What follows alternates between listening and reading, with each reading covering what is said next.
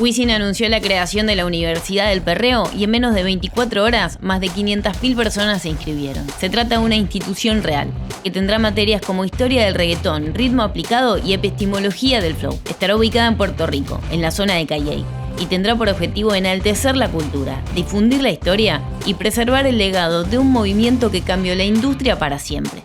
El reggaetón forma parte de la identidad de Puerto Rico y es una de sus principales cartas de presentación. Se perrea en las calles, en las fiestas, en las discotecas y prácticamente en cualquier rincón del mundo. Pero llegar hasta acá no fue tan simple. El reggaetón y sus referentes fueron señalados, fueron perseguidos y considerados una amenaza. Antes de que pudiera bailarse con libertad en las calles, hubo una época en la que hasta su existencia generaba una batalla. Hubo censura, hubo operativos, hubo políticos que intentaron regularlo. Y hubo una palabra que se convirtió en el centro de toda polémica: perreo. Las mujeres en el mundo entero, Antes tú no querías. perreando sin miedo. Tranqui, Yo perreo. Ay. En sus comienzos, el reggaetón se conocía como underground. Surgió en los barrios populares y en los caseríos de Puerto Rico, entre jóvenes de sectores pobres y comunidades negras. En sus letras hablaban de sexo, de drogas, de armas, de fiestas, pero de una manera mucho más obscena, cruda y explícita de lo que hoy en día estamos acostumbrados. También exponían las falencias del Estado y su ausencia en estos barrios. Cuestionaban la altísima tasa de desempleo a la que se enfrentaba el país, denunciaba la corrupción de los gobiernos y retrataba la violencia cotidiana vinculada al narcotráfico en la isla. Era la realidad de los barrios contadas por quienes vivían en ellos. Esa forma de narrar la realidad no fue bien recibida por todos. En 1995, el gobierno decidió intervenir y dio inicio a la Operación Centurión.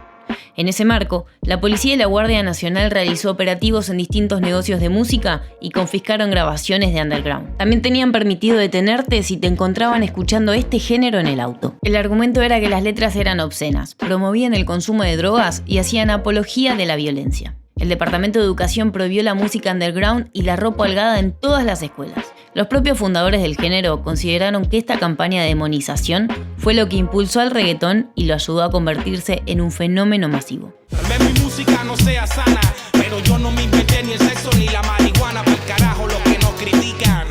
Esta es la música con que los jóvenes se identifican. Esta represión del Estado tuvo su efecto, pero no fue el que buscaban justamente. Los intérpretes y productores bajaron el tono y empezaron a componer letras un poco más discretas. Esto permitió que el reggaetón se empezara a colar en radios, bares y fiestas hasta instalarse por completo en la clase media. El intento era frenar el avance de esta música, pero no pudieron.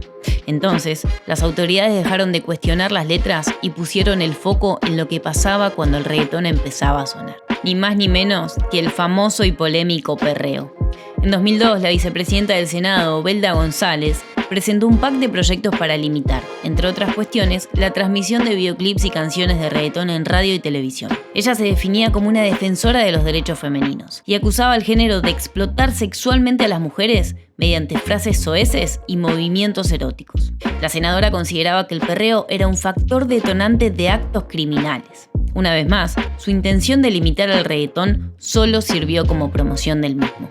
A la mayor visibilidad se le sumaron los cuestionamientos por la libertad de expresión y las acusaciones de racismo y clasismo contra los sectores conservadores que impulsaban estas medidas. En paralelo, el lanzamiento del disco de La Vallarde, de Tego Calderón, también fue clave, porque se trató de una pieza musical que vino a sofisticar el género y demostrar que podía ser mucho más que letras explícitas y vulgares.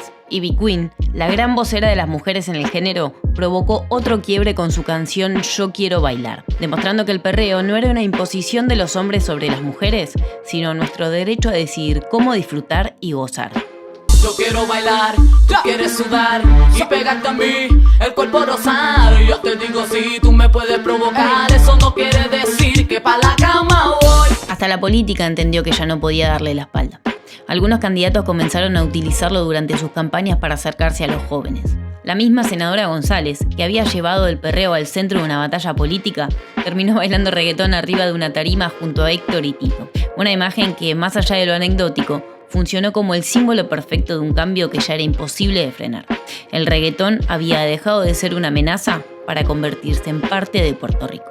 La batalla interna estaba ganada. El reggaetón ya no necesitaba ser defendido. Puerto Rico había pasado de perseguirlo a convertirlo en una de sus grandes exportaciones culturales.